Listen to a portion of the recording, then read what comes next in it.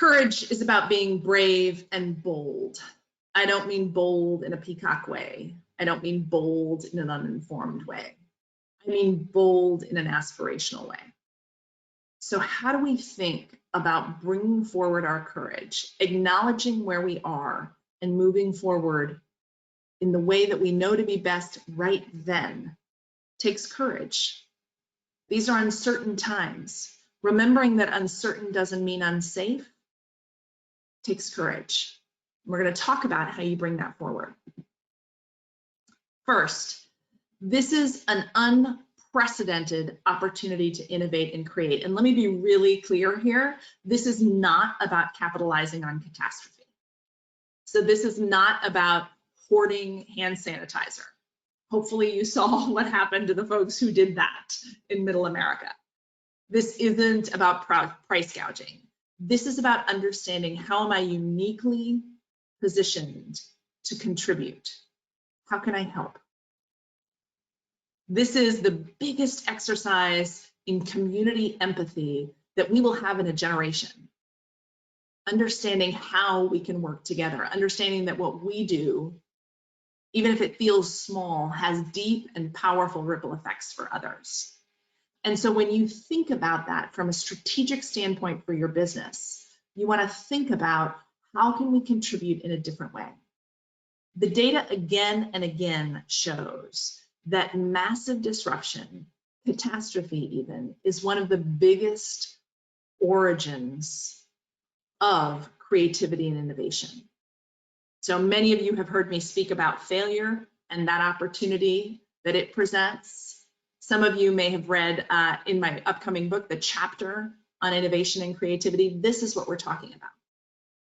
My favorite news story that has emerged already is the perfume factory that has shifted to creating hand sanitizer.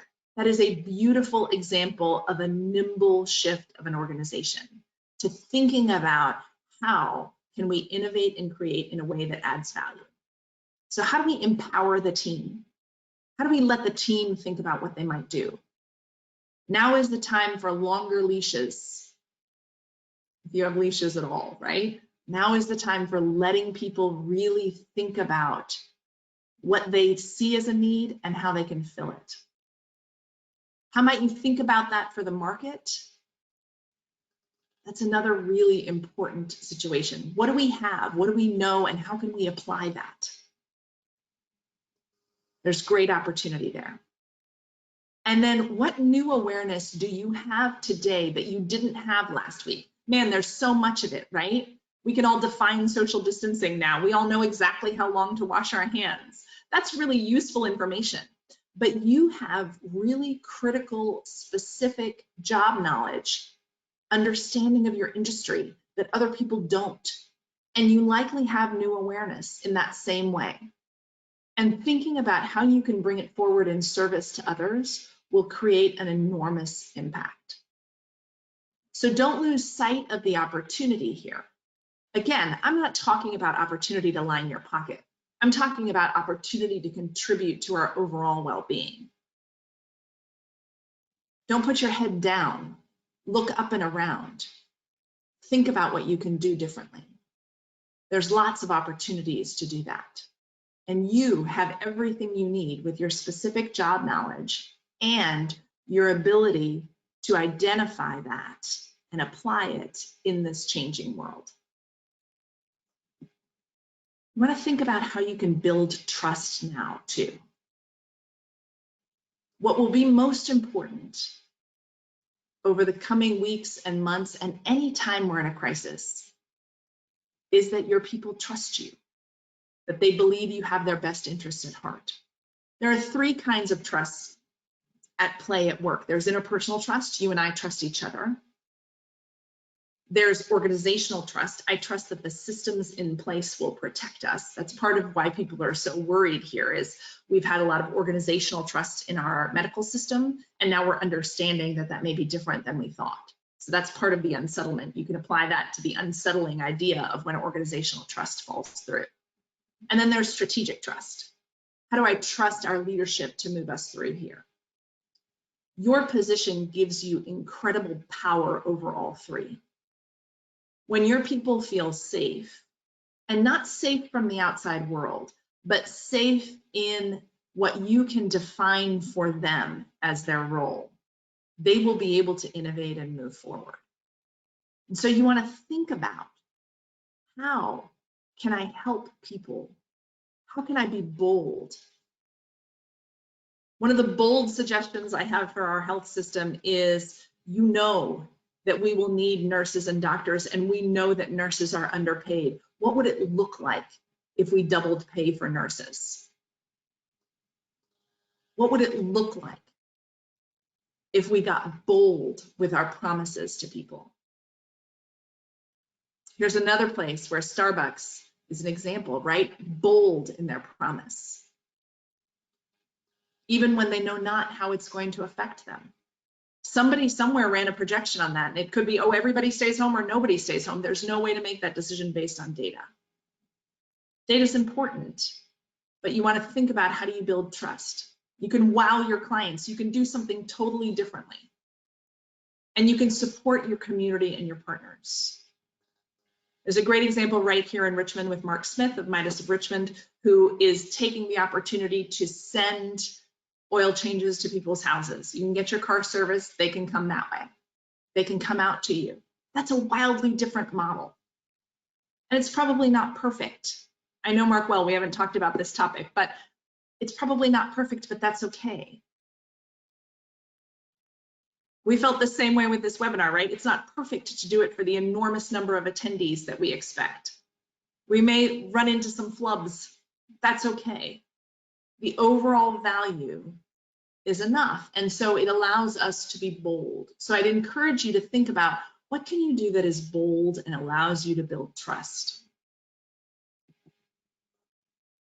Last question I'd have you think about is, what opportunity do you have now to inspire courage? How can you help your teams be bold and brave? So I'll give you a second to jot that down.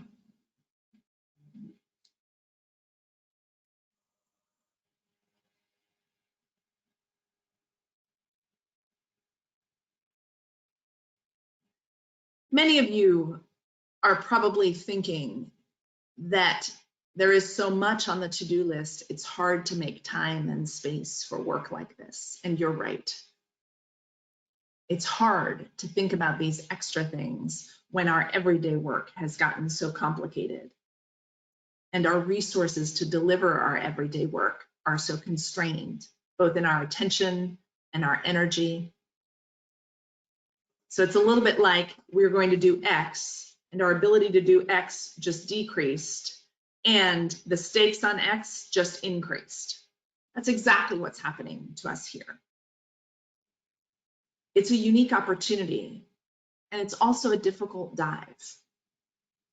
What I'd argue is that spending time like this, committing to conversations and thinking about, how will I lead? What's important? What you do with your answers to these three questions will make a lasting difference for your team. We will feel these ripple effects for a long time. We will all remember this. My hope is that we don't have a singular flashbulb like so many of us do if we're old enough of 9/11. But we will feel this for long times to come. And you get to choose what those ripple effects are. You get to define today, moving forward, the story your team and the people surrounding you will tell. My leader was present. My leader was honest. My leader understood what I was going through. My leader made big moves to support us. Those stories don't end badly. And so even though we are in a place of deep uncertainty, we are not unsafe.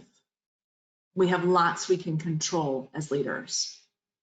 And the ripple effect of that is exponential math I want to do. So many of our media articles now are showing us the exponential math of the spread of the virus.